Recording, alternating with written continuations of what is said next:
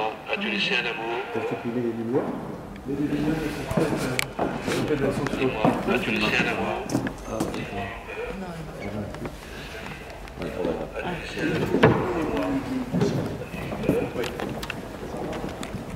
Tous de la même taille? Là, ils sont pas tous de la même taille. Non, mais... ils sont pas tous de la même taille. Est-ce que c'est le temps qui passe ou c'est nous qui passons dans le temps? Je pense plutôt que c'est nous qui passons dans le temps. C'est nous qui passons dans le temps. Le temps est plus fort que nous. J'ai un ami qui m'a dit tout dépend si tu rentres ou si tu sors.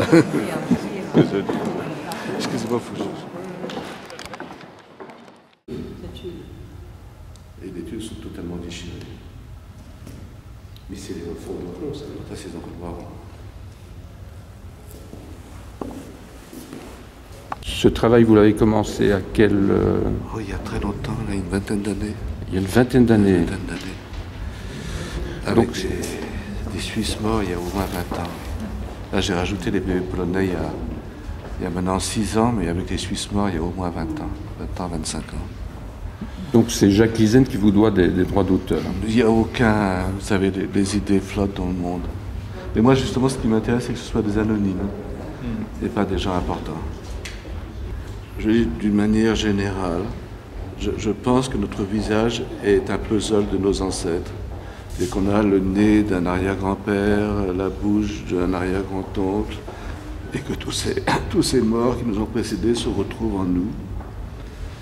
Et ça, c'est une certitude. Et ce qui est sans doute plus douteux, mais que je pense, c'est que notre esprit est aussi fait de nos ancêtres. Et que, naturellement, c'est en très petite quantité. Et c'est également lié à la... C'est compensé par la culture dans laquelle on est, mais qu'on a un sorte de savoir, qui est un savoir qui nous est donné à la naissance et qui est le savoir de nos ancêtres. Moi, je crois beaucoup à la transmission et nous survivons par ce biais, mais ce n'est plus une personne, c'est un mélange, mais on a sans doute la bouche d'une arrière-arrière-grand-tante dont plus personne n'a jamais entendu parler, et par le hasard, elle se retrouve dans notre visage. J'ai toujours essayé de lutter contre la mort et de sauver l'individu, mais c'est toujours forcément un ratage parce qu'on ne peut rien sauver.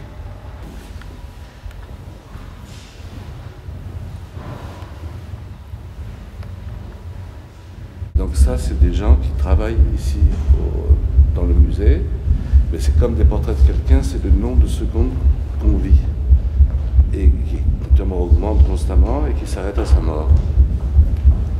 Donc c'est une chose un peu effrayante, parce que forcément ça s'augmente tout le temps et ça peut s'arrêter qu'au moment de la mort de la personne.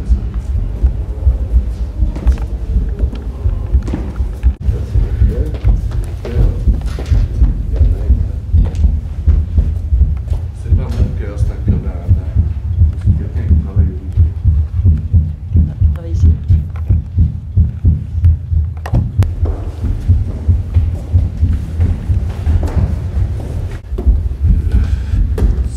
C'est vraiment de là sur la durée, sur le fait que les hommes ne peuvent jamais arrêter le temps. C'est ça. Il se compose évidemment un certain nombre de secondes.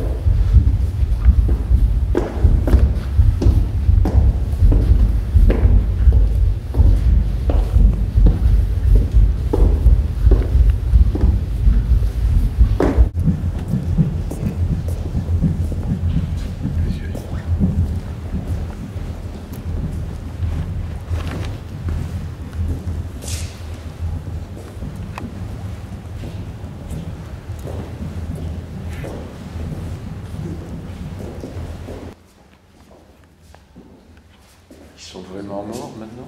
Ils étaient déjà morts, ceux-là.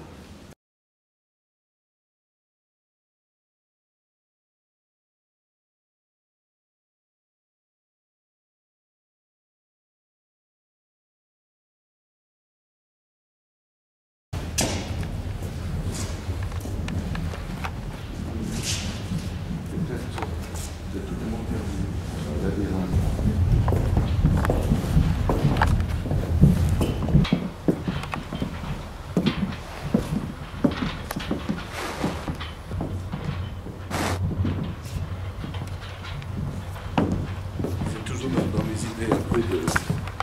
fondamental, il y a l'odeur qui joue ici qui est bien.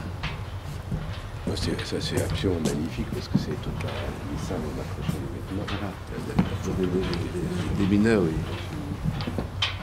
Et en même temps, c'est l'homme qui devient machine. Les personnalités qui deviennent machine. Je ne me dirai pas. Moi, il y a aussi une série de parties.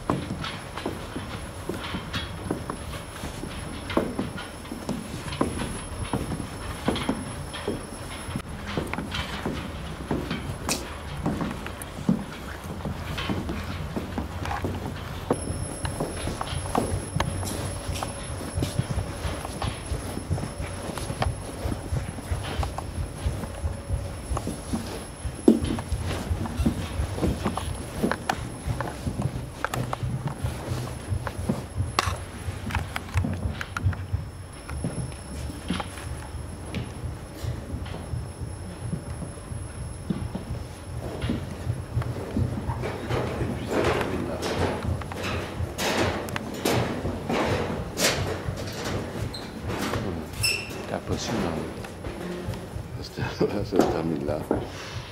D'accord. Donc si tu veux, c'est le pendant de la première salle.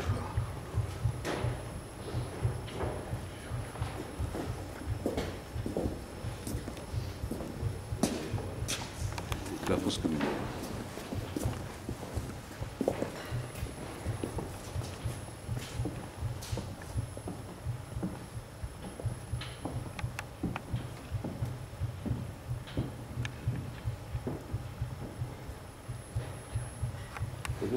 Je tâche qu'il y a une sorte de cohérence.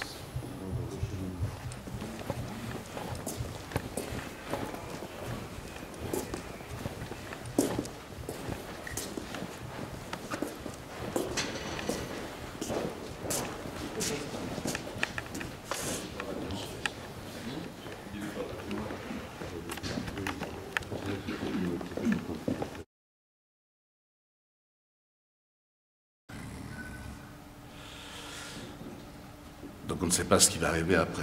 On arrive dans l'après. Voilà. C'est la salle où on arrive dans l'après. Donc si on est croyant, on peut penser que c'est positif. Si on ne l'est pas comme moi, je ne sais pas ce que c'est. Le travail d'un artiste, c'est de poser des questions. Et il n'a pas de réponse à ces questions, contrairement aux religieux. Et il pose des questions qui sont relativement ouvertes. Et pour moi, une question doit amener une autre question et pas une réponse.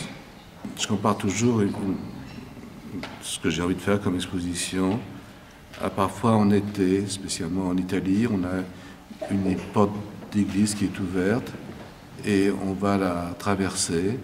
Il y a une célébration, on ne demande pas de quoi il s'agit. Il y a un monsieur qui lève les bras en l'air, il y a une musique. Et puis on traverse ça, on ressort dans la vie. Mais en même temps, quelque chose s'est passé, même si on ne l'a pas comprise.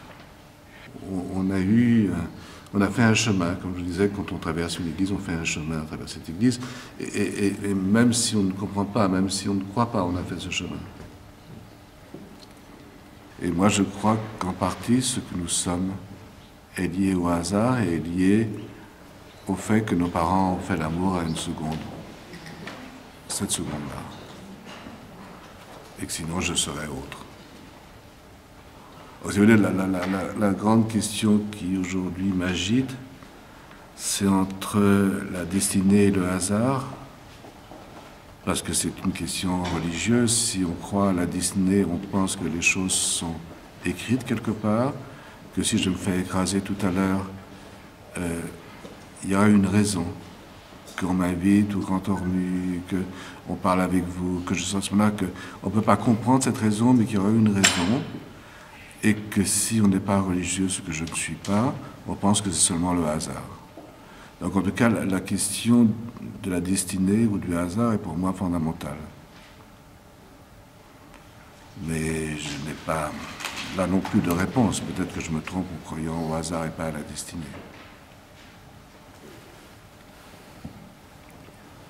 Pour moi, la vie est totalement tragique. Et les humains sont capables de tout. Tout humain est capable de tuer son voisin. Et la vie est totalement tragique. Et ce qui est beau, c'est que tout continue. Il y aura toujours des amoureux sur les quais de la Seine. Il y aura toujours des enfants qui jouent quelque part. Et donc les choses continuent. Naturellement, nous, dans quelques années, on aura tous disparu. Mais il y aura un autre artiste et d'autres critiques. Et que la seule chose qu'on peut dire, c'est qu'effectivement, ça continue. Et heureusement, ça continue. Le travail artistique est un travail qui doit être ambigu pour moi. C'est naturellement ça, mais c'est aussi autre chose. Je ne vous cacherai pas qu'une des interprétations possibles est la Shoah, qui n'a aucun rapport avec la mine. Je ne dis pas que c'est l'interprétation, je dis que c'est une interprétation possible. Donc, chacun qui voit un film voit un autre film, parce qu'il le voit avec son propre vécu. Chacun qui voit cette exposition voit une autre exposition parce qu'il le voit avec son propre vécu. Et effectivement, pour le descendant d'un mineur du Grand Ornu, il y a une lecture qui est assez simple. Pour quelqu'un d'autre, il peut y avoir une autre lecture. Et puis une chapelle, au fond, il y a la Véronique, n'est pas dans un circuit. Il faut aller la chercher. Enfin, il y a beaucoup de choses comme ça, mais le plus beau musée au monde, qui sont le Guggenheim à New York, est une vraie horreur. Une vraie horreur pour l'artiste qui doit y exposer. Le bâtiment est admirable, mais c'est pas... Donc effectivement, je préfère travailler dans des églises, dans des garages, dans des granges. Et aussi, il y a quelque chose d'autre, c'est que la vie est plus émotionnelle que l'art. Que naturellement, je suis un artiste et je ne fais que de l'art. Mais c'est bien que le visiteur oublie quelques instants qu'il s'agit d'art. Je ne suis pas un artiste moderne. Je suis contemporain parce que je vis aujourd'hui, mais je ne suis pas un artiste moderne. Moi, je dis toujours que je suis un peintre, mais je ne sais pas le mot exact qu'il faudrait dire, donc le mot plasticien est tellement laid que je dis toujours que je suis un peintre. Mais en tout cas, je ne suis pas moderne. L'art n'est pas moderne, l'art n'est pas meilleur aujourd'hui qu'il était il y a 50 ans. Il n'y a pas l'idée, l'art n'est pas cumulatif. Et les questions que je me pose sont des questions que pouvaient se poser des gens il y a des centaines et des centaines d'années. Simplement, je parle avec le langage qui est le langage de mon époque, mais la jalousie chez Racine est la même que la jalousie aujourd'hui, mais on ne parle pas en alexandrin, mais c'est le même sentiment. Je suis quelqu'un de lié à la parole, oui, parce que j'ai peu été à l'école et donc l'écriture est plus compliquée pour moi. Je pense que d'abord on peut être une victime, devenir un bourreau, ça peut arriver. Et puis je pense que pratiquement, disons 95% des gens sont capables de tout faire. Et qui ne sont pas mauvais pour ça. Il y a longtemps, j'avais fait j'aime beaucoup l'Allemagne, et je vais très souvent en Allemagne, et j'avais trouvé au puce des vieux albums de photos de la période nazie, et on voit comme les nazis étaient des gens comme nous, ils adoraient les enfants, ils aimaient Schubert, ils fêtaient Noël, et on peut embrasser un enfant le matin et tuer un enfant l'après-midi. Et je crois que malheureusement, nous tous, et peut-être moi, nous sommes tous capables de ça. Donc il n'y a pas, ce serait trop simple si les mauvais avaient des cornes de diable et qui crachaient des flammes. Les mauvais peuvent être nous, sont une partie de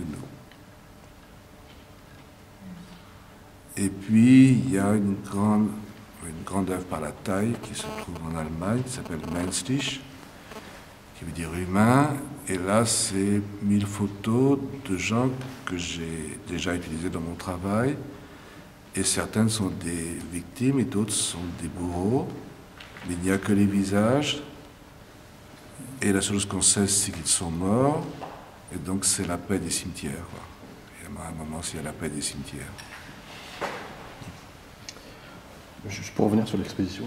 Et après, vous avez, c'est une interrogation, c'est un vœu, c'est. D'abord, on est après, puisqu'on est après les registres. Donc, on est vraiment après. La grande montagne s'appelle après. Et puis c'est après parce que, oui, la vie continue, on sort. Et ça dépend là encore, chacun peut voir ce qu'il veut. C'est l'après au sens religieux du terme et le passage de la mort. Et c'est aussi après parce que la vie est là.